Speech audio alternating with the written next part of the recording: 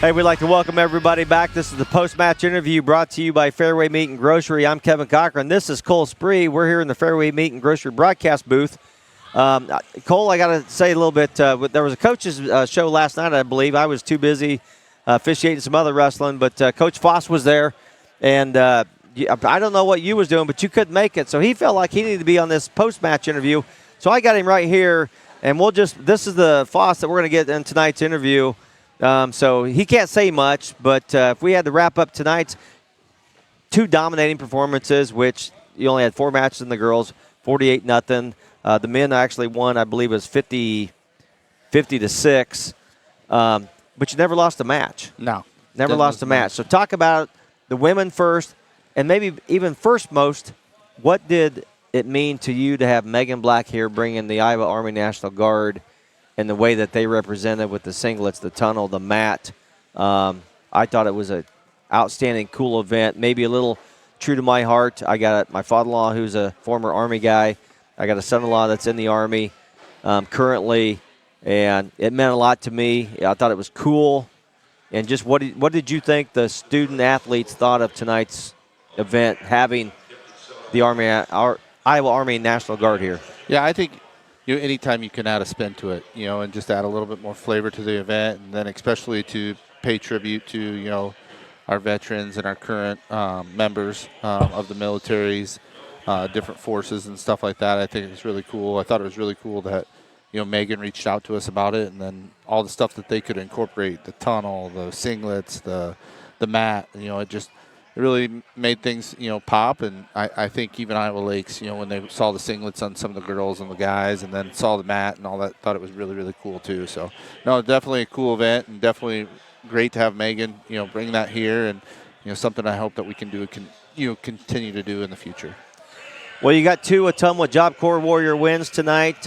Our Scooters Coffee Wrestler of the match, me and Mr. Carson give, for the women's side, we give it to Sarah Lewis. The hometown girl, and from the men's, we give it to Trey White, because we just felt like his opponent, Davison, kind of lit a little fire underneath him after he got taken down there, and then he's had a dominating performance. But the men's was hard, dominating performance up and down the lineup. So just talk about both the men's and the women's. Let's start with the women's. We came out, in all 4 matches, we were pretty dominant. I think we tech fall. Sarah got a pin. Jayla got a pin. Just good. It's good to get some different girls in the lineup too, like Sarah and Jayla, and just see them able to perform, because at our national championship, it's not just about 10. You got to have depth, and so we're going to have some girls like Sarah and Jayla, really step up and do something special, at that national championship if we want to win. We can't walk in and just have 5 or 6 girls perform. We're going to have 15, 20 girls really perform at that national championship. So it's really good to see them performing on that level late in the year. And that's what I tell them. We train a little different. Sometimes, I think they get bored because it's a little slower. But I'm big about, it being a marathon, and us staying healthy throughout the entirety of the season, and, taking our breaks from, competition and weight loss and stuff like that, because it takes a toll on men and women, but it seems to take a little bit more toll on the body of the females. So it's just playing that, keep them in it thing. Well, and as you talk, you do have to have the depth, and I'm sure absolutely. that you're going to realize that it's going to get tougher and tougher every year as the sport grows and there's more women in it, and the competition's even going to get tougher. The one thing I have to say is watching you guys here in the last 2 or 3 weeks is I like what I see in the girls. You're doing more leg laces. You're doing more turns. You're getting beyond what I would consider the basics, and you're going above and beyond. And I think there was a tech fall in like 23 seconds or maybe even less than that tonight. And so the girls have grown.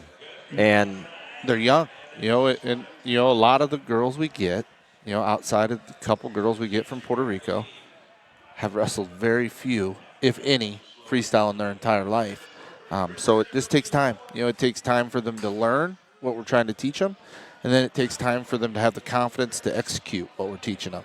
And so we're finally getting to that point where they feel confident in what we've learned. Now they're feeling confident in actually executing, and just repetitions. And throughout the year they've got an opportunity to solidify things and really fine tune. how to hit it, and that's what we're seeing. And every year, knock on wood, at this point in the year, we seem to do really well. And I think we just put such a high emphasis on learning and learning and learning and learning and making sure that we're doing things correctly. And I think that's what you saw and you see. And so everybody that's tuned in tonight, you're going to continue to see the domination. Gosh, what is it? When is Nationals? March 1st and 2nd. 1st and 2nd. I knew it was coming right up. And so we're getting ready for that. But let's talk about the men's tonight. We got regionals here next Sunday, February 11th. And that's the qualifier to get to Nationals. Talk about the men's. You told me you had 13 people in the room. You got a lot of sickness right now. Yeah. But there were still some guys in the lineup that we normally see. But a lot of new faces, too. But I like the depth. But, like Yavion, you saw him cramping. You saw his body. He hadn't practiced all week. Ansel hasn't practiced all week. A lot of these guys haven't practiced all week and felt good enough that they said, if you need me, we'll go. And we didn't know. We didn't know. I didn't want to jeopardize anything. I didn't want to risk anything. So we put him out there. But then, obviously you saw guys like King James Perry, who has worked so hard to be good. He is good. It bothered him so much. He could be good. He looked good tonight. He didn't even go home for Christmas break. He stayed here and trained the whole time. This is where That's dedication. Yeah, it means that much to him. He was JV all throughout high school, on his high school. Now, he had 14 state place winners. All 14 guys placed, and it was the best team in the state of Florida. But it bugs him that much that he wants to be great that bad. So it was great to be able to see him, and he has glimpses of just doing really, really awesome stuff. And I just don't think that he realizes how good he's going to be. And I'm just excited. It might not be this year for him, but I'm so excited for him, his future. He's got a huge career ahead of him. And then, the regional tournament coming up, we're going to get 10 guys. We got to get better in shape. We got to get healthy, and hopefully we're ready to rock and roll. But ultimately, the regional tournament's just getting them through there and then getting ready for March 1st and 2nd. So expectations coming up in Esterville, February 11th. What do you think? I don't know. We're young. We've got one returning national qualifier. He's still battling for his position. He's pretty much neck and neck with the guy, Peyton and Bryce Coleman. Bryce Coleman had a great weekend. He knocked off 2 or 3 Division I guys this weekend. So we're going to try to figure that out next week. But, yeah, I don't know. We're really young. So I don't know. I think they're growing. I think they're getting better. So I don't really want to put, we're going to do this or anything on it. To me, it's just get better this week and get better next week, and hopefully we can do something special. No, and as well as I've been in this sport a long time. I'm much older than you, and I've seen heartbreaks. I've seen glimpses of glory. And as well as I do, that's a moment you may never know where that kid's at until he steps on that mat at 10 o'clock that morning when he's getting ready to go wrestle his first match, and you're like, dude, the dude wasn't there. Or, man, I've never seen him wrestle this good. Yeah. So you're going to get glimpses of both of it. I'm hoping – I'm the optimistic guy. You know what? You finished top 10 every year that you've been here, and I just hope it continue to climb. And I am very optimistic that I think some of these guys are underrated. But you know what?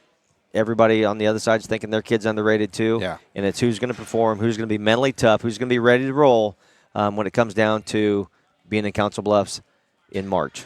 For sure. No, I think, and I'll say it, I think we got some guys that are underrated. I think we got some guys that are pretty darn talented that maybe just haven't had the chance to cross paths, with some of those ranked guys. But I like where we're at. I feel good, and I think, we're going to see some special things come March. Well, I don't have any more questions for you, Coach Spree. Do you have anything else that you want to wrap up? I'm good. Okay. Well, I'd like to, again, thank everybody for tuning in. Thank Go Hills for this opportunity. This is Cole Spree. I'm going to say this is Adam Foss. This is his post-match interview that he gets in. And I'm Kevin Cochran, and this is Go Hills TV, and we are signing off. Thank you.